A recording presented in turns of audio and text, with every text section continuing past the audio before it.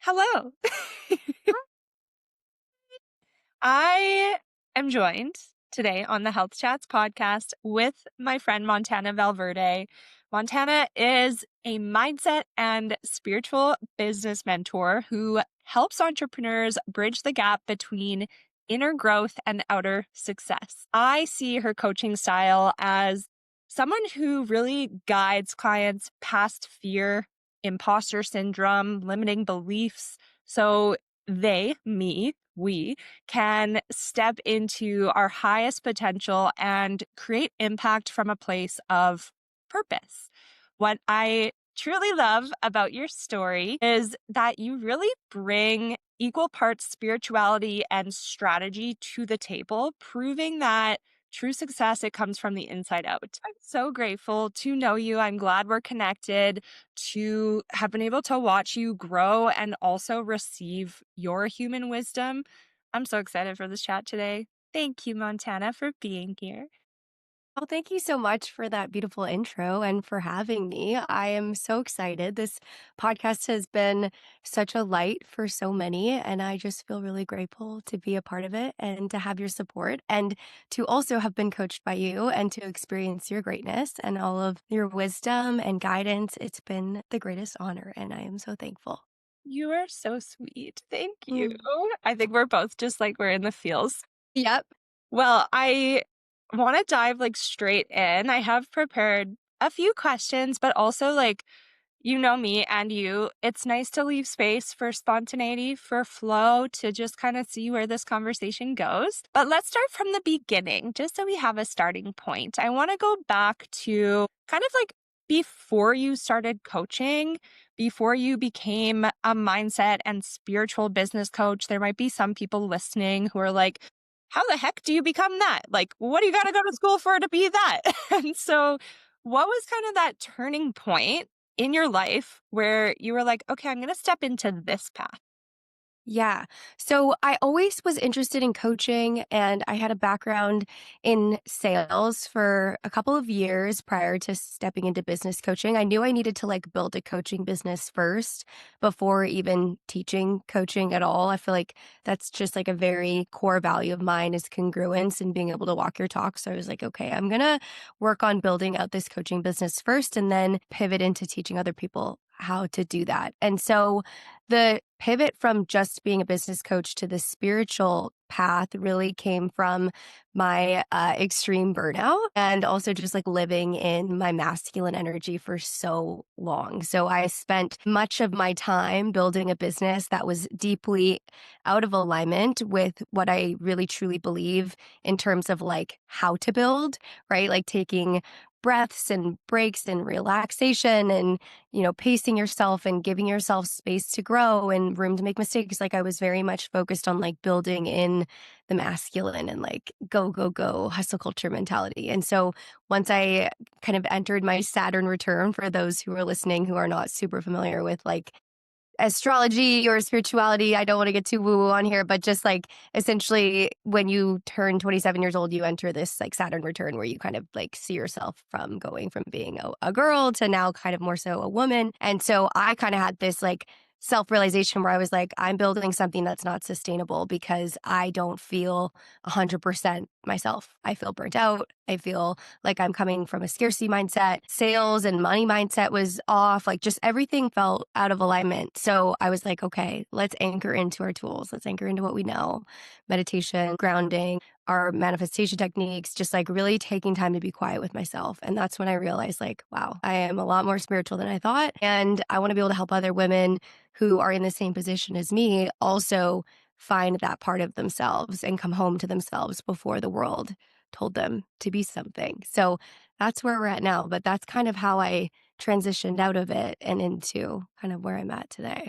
So beautiful. I mean, for those listening who maybe they're not quite there yet, maybe they're a little bit younger, say early 20s, I think from experience, and you can probably relate to this too, and being so like masculine, like how logic, reason, they probably hear that and they're like, well, you didn't give me anything. Like, how do I do it then? You know? Yeah.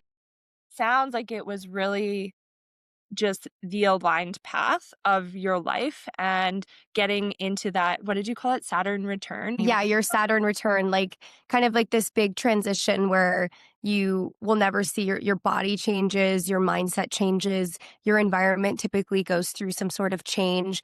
And so what once was your adolescence, your childlike kind of characteristics and traits that you had are now transitioning really fully into adulthood. And so the way that you view yourself, the way that you view your dreams, your North Stars, your visions, your goals start to pivot and change a little bit. Like some people transition into like maybe motherhood or wanting to start a family, this desire to grow their family. Other people want a career pivot and change and go in another direction. So it's a really beautiful opportunity for transition, and people go through it at different times. Like you can start to really feel it maybe in your early 20s, mid 20s where you're confused about maybe what you're supposed to be doing. That's usually a sign that something big and a change is coming typically.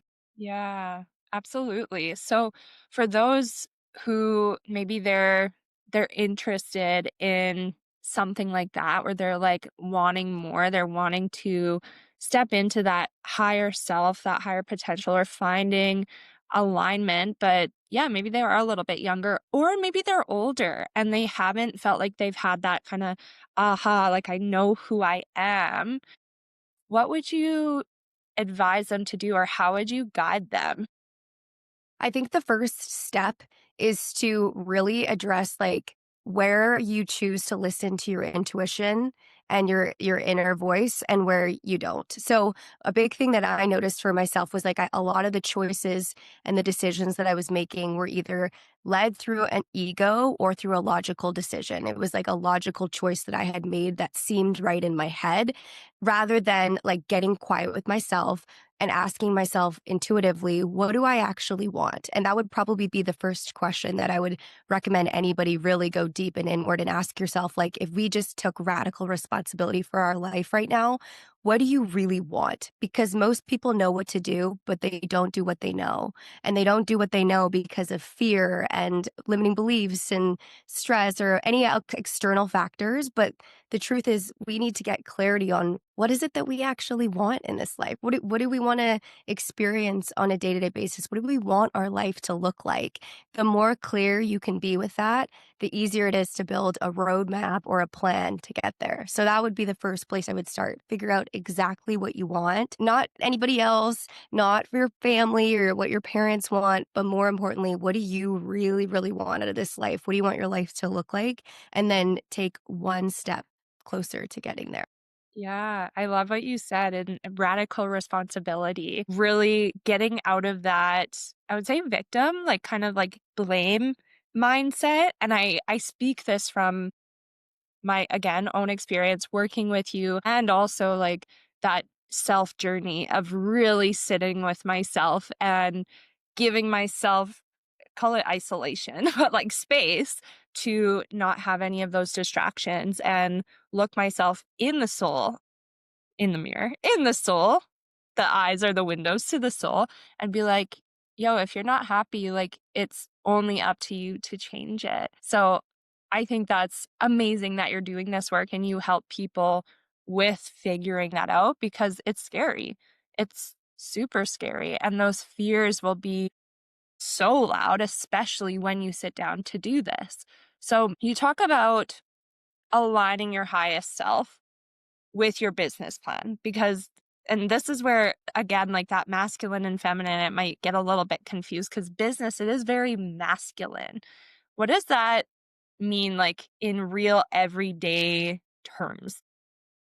Really, essentially, what it means is throwing out the rule book. So, typically, when you come into business, whether you went down the path of getting a degree or you just stepped right into entrepreneurship, you see other people building things in a specific way. Maybe they are at the place that you maybe ideally would like to be at. And so, there's this imaginary set or invisible set of rules that we come up with where we have to do things a certain way, like the way that they did it or follow a similar path. We get shiny object syndrome and we say, oh my gosh, this person built their wealth or their success this way, so I must model that.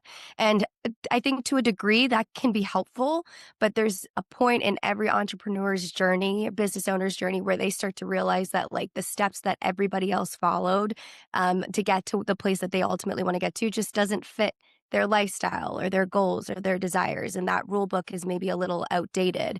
So, my vision is to help more online business owners and entrepreneurs build a business that doesn't follow any rule book. That's their own journey and version of success that follows their values and the way that they want their life to look. I think if you build a business that has all of these steps and things that you just hate doing, you'll inevitably build a business you hate, right? Like you're going to build a business that you resent. And we don't want to do that, right? We don't want to resent our businesses or hate our businesses. So, my goal is to help people really take those steps towards making choices and decisions that are 100% their own, that they can back, that they can talk about for many years to come and be proud of those choices and have a business that allows them to like enjoy their life guilt free and then be able to come back and be excited to build it. So that's kind of where it came from.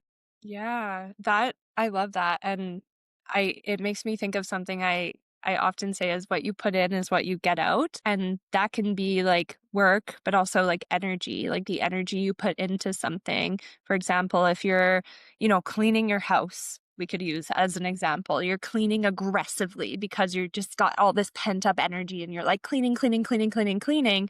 The job's gonna get done whether you do it from a place of aggression or you do it from a place of, like, calm, you got vibey music, it's kinda funky.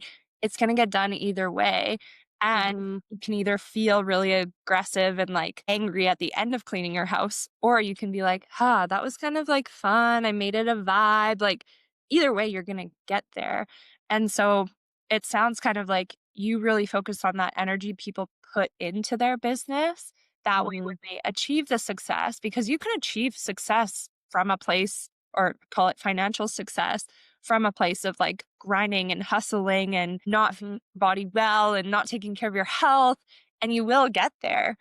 But getting there, you're probably not going to feel as good as compared to if you did it in a state of alignment. Is that kind of what you're saying? That's how I, Percent. yeah. Yeah, 100%. Because ultimately, like, we are free to choose, but we are never free from the consequences of our choices. And so, when you make a decision to build from a place of, let's say, burnout or hustle, stress, overwhelm, your body will pay for that down the road, right? And so, it maybe not now, maybe you have all the energy in the world to be able to do all the things you want to do, but then eventually that stress and that overwhelm will catch up with you. And so, I think I talk about a lot like these famous entrepreneurs, eight-figure business owners. They'll share their journey about how, it's important to find balance and it's important to find peace and, pace yourself along the way, but that's not how they got there. And so I think like if we can rewrite the story about waiting to rest until you've reached the goal that you want and actually finding ways to be productive and get things done, but also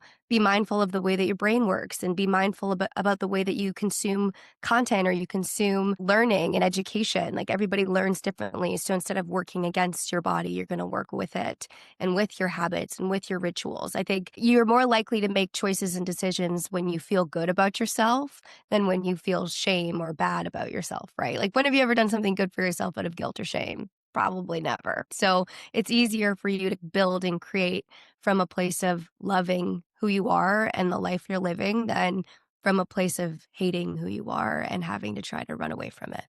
Absolutely. Oh, the alignment and the word you used at the beginning, congruency too, Yeah. between both of us and how we build our businesses. And that's probably why we've been friends for a couple years now. Yeah. But something that kind of comes up there is, okay, so habits. So say you have someone, because I work with people on their habits and getting those healthy habits in place in their life and how they pour into their health, their nutrition, their fitness.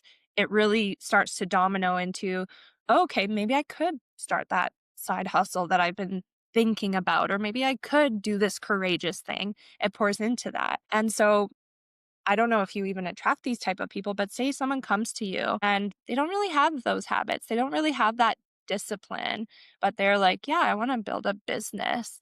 How do you get them to the point of seeing that it still does take consistent action because that's what a habit is. It's being consistent in whatever it is, whether you're consistent at sitting on the couch doing nothing Mhm. or consistent at going on your daily walks.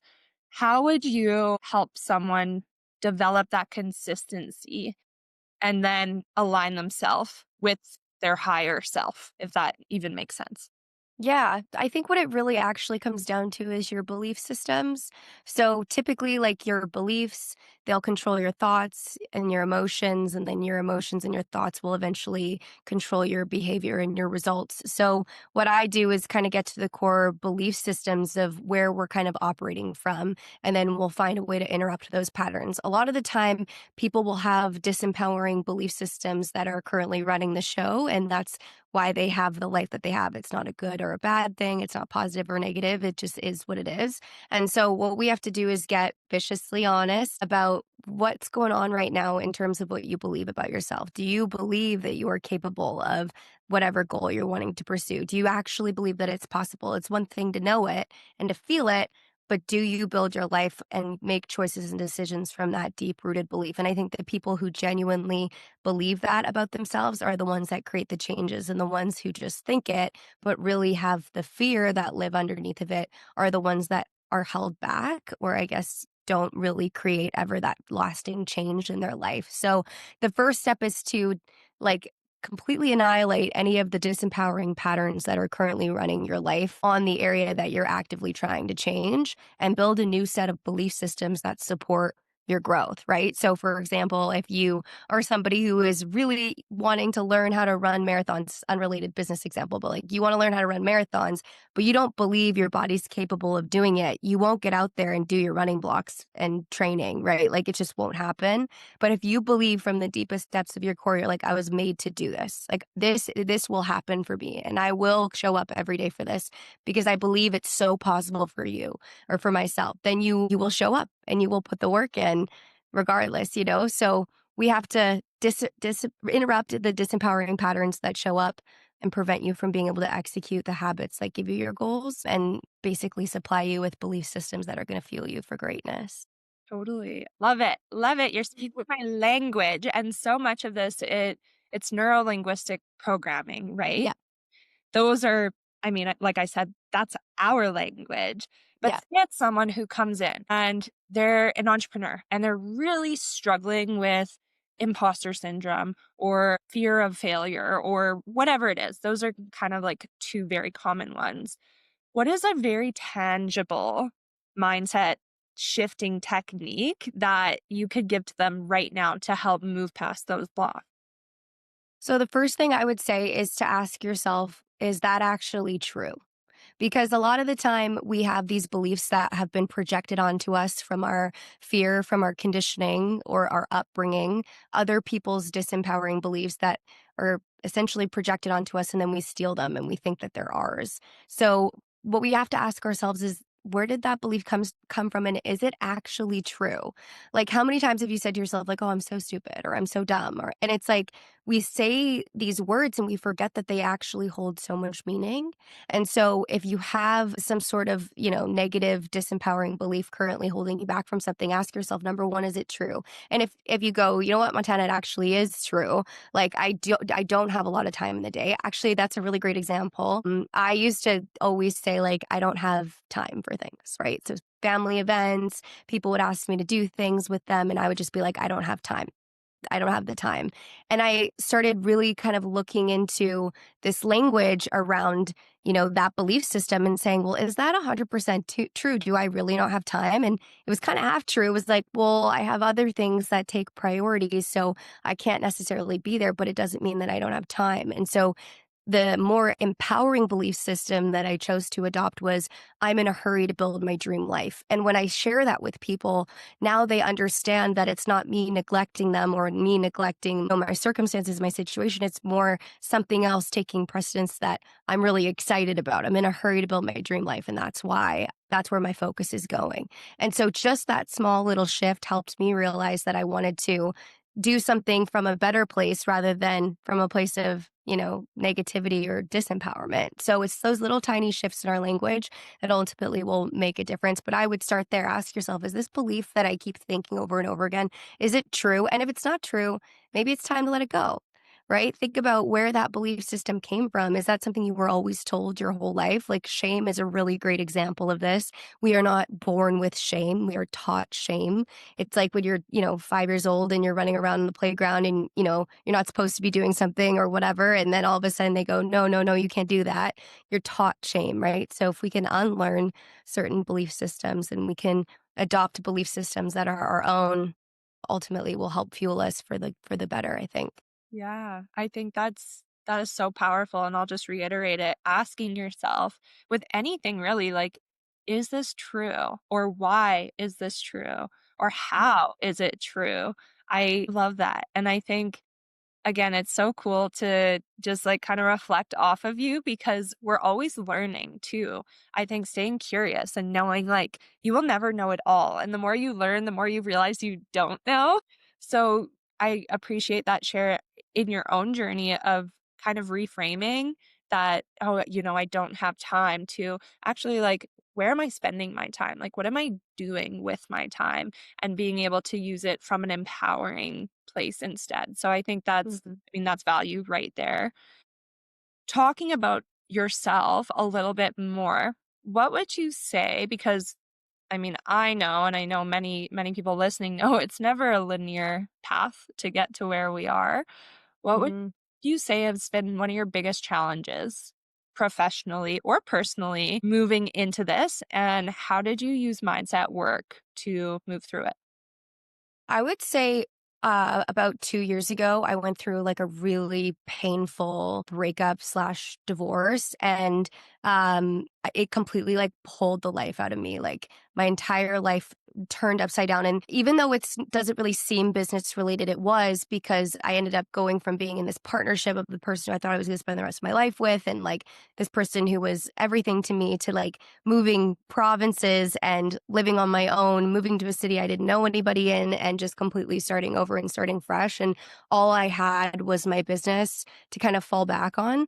And at the time, I felt really discouraged. I spent so much time alone. I was really, really lonely. And even though I loved being this like hyper independent woman and this business owner, there's a part of me inside that was so broken and just so alone. And I couldn't help but like feel that loneliness seeping into my business. It was easy to mask from the outside through social media, but then there was this part of me that would be speaking to clients throughout the day who have these loving families and are going on vacations with their partners. And I would just be so excited for them, knowing inside that, like, this feeling of maybe that will never happen for me because it was taken away. So, after having my heart broken and putting all the pieces back together and spending a lot of time with myself and really figuring out how to become the one on my own, over like time, I started to really notice that show up in my business that because your business is an extension of your identity, right? It's an extension of who you are. And so the way you do one thing is the way you do everything. And so the choices I was making for myself on a personal level started showing up in my business too. Like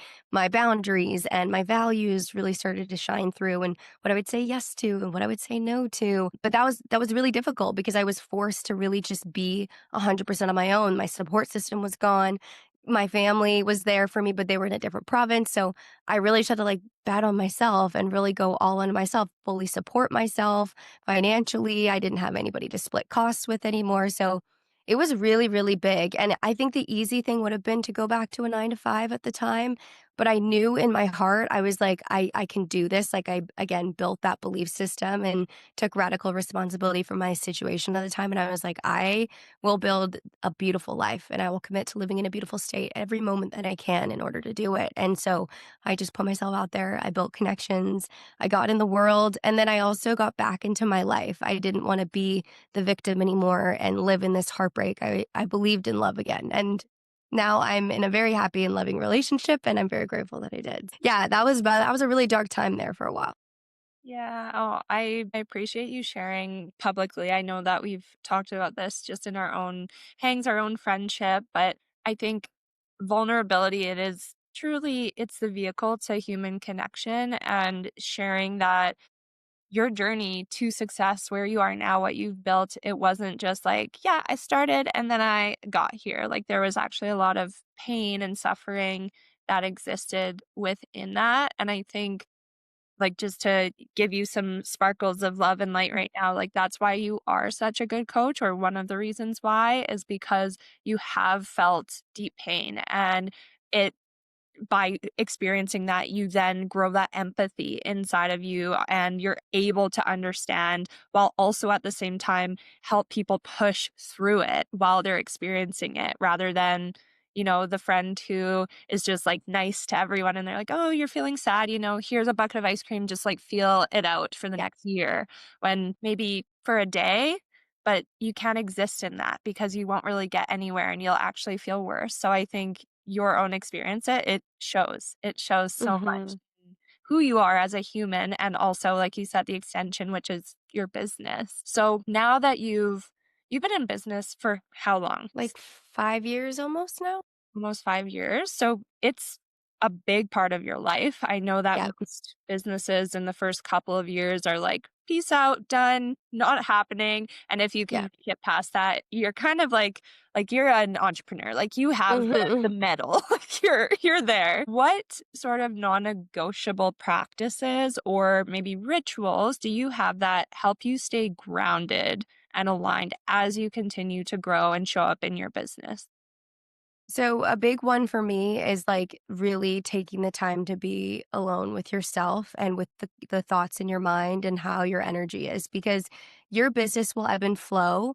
But if you're the only constant, right? So if you can find a way to create a really safe inner internal world as you navigate the external challenges that you will inevitably be faced with, you actually will win very, very continuously in business. It will be a consistent feeling of growth. And so, what I really try to do is prioritize meditation, groundedness, getting outside in the sun. And I know it's like they sound like health rituals, but like those are the things that really fuel the business. If you are constantly in consumer mode where you're just consuming other people's content, consuming other people's business plans, consuming other people's offers, like you will never feel like you can build anything that's your own because you won't know who you are. So being able to sit with yourself and get quiet with yourself and like get curious about the thoughts that run through your mind, get curious about where things, your creativity lies and where it doesn't. And when you feel the most energy and when you feel the most depleted, and knowing those things about yourself help you be able to like stay consistent with the work that's required for those goals. So I would say like my morning routine rituals, like I have so lucky where I live. I get the morning sun and I get up at like 5 a.m. every day. I get to sit outside and have the morning sun and just like be with myself and nature and my dog. And like just those things are like so crucial for me to be able to stay in this business because I don't think I'd make it without that quiet time. Like the internet is loud and it's chaotic and everybody's trying to buy a little small piece of real estate on these apps. And so if you can find a way to really just like be home and love the place that it all comes from, I think that's ultimately like going to be a big difference maker, you know?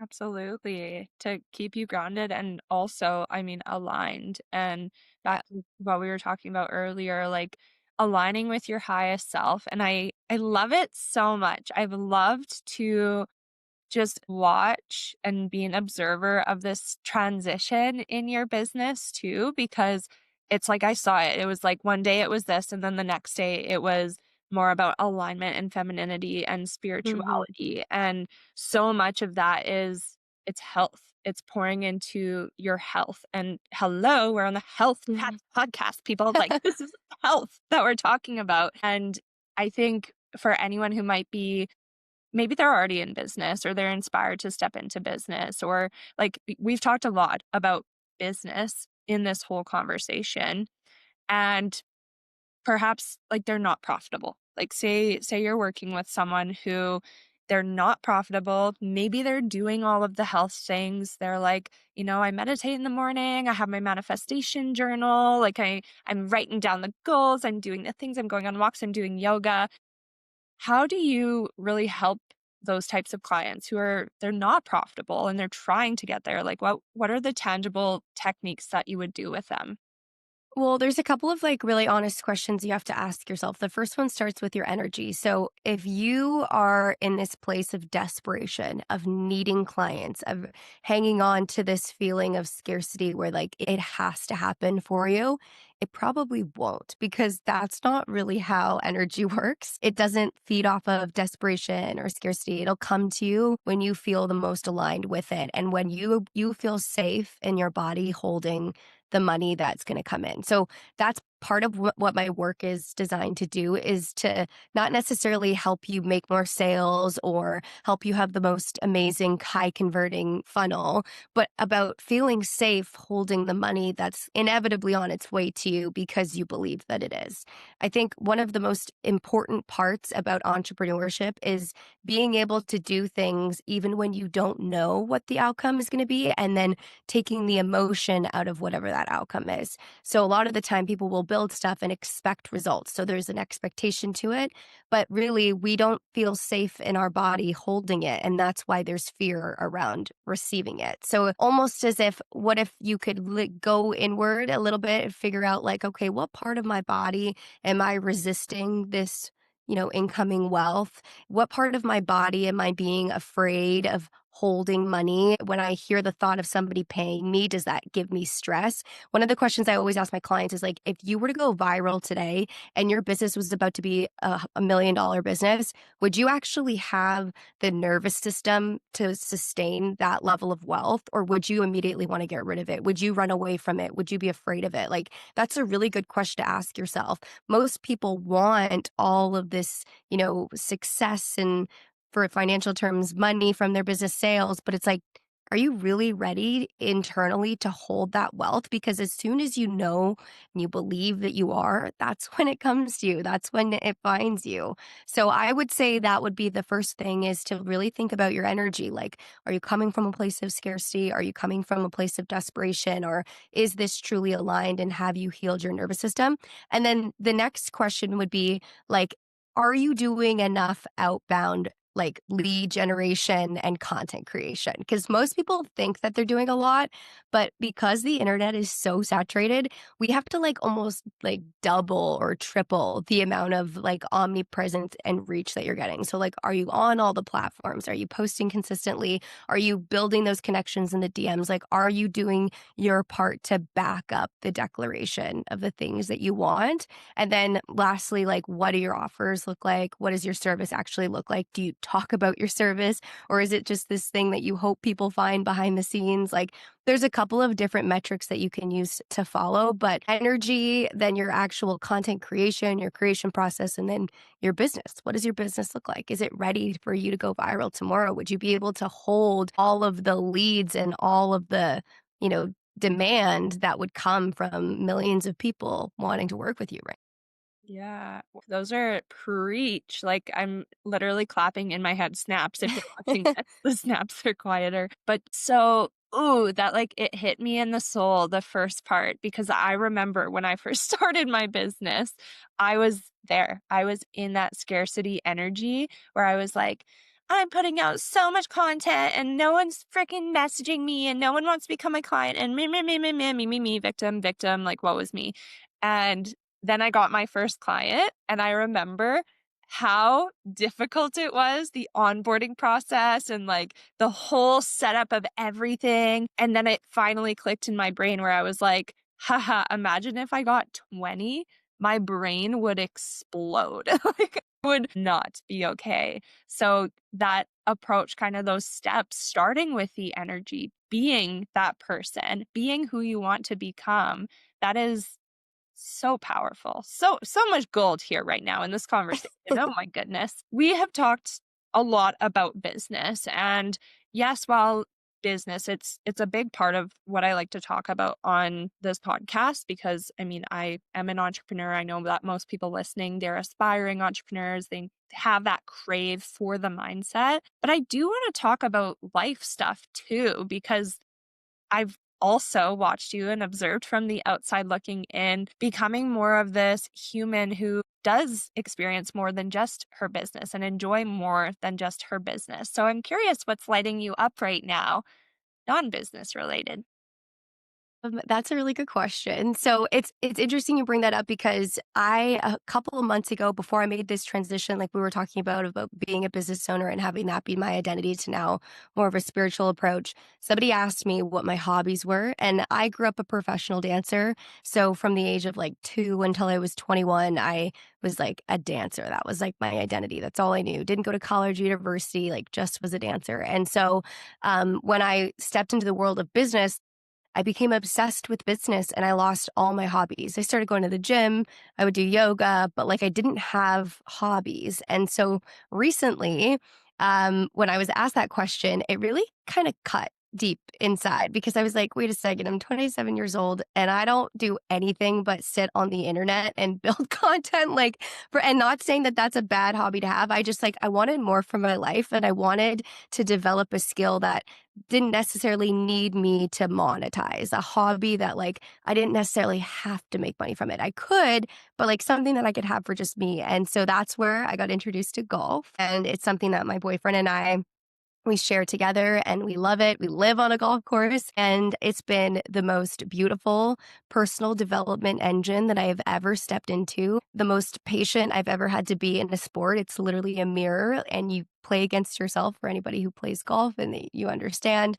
just how demanding that sport is for your mindset. You play the game between your ears and it's such a spiritual game. So golf has been a hobby of mine that has helped me in so many areas of my life. It's got me active, it's got me connecting with my partner and connecting with myself because I get to watch this progression of being a beginner and kind of sucking at it to now having played 50 rounds this year and seeing a huge transformation and change. So, yeah, that's been alongside business a big part of my life right now.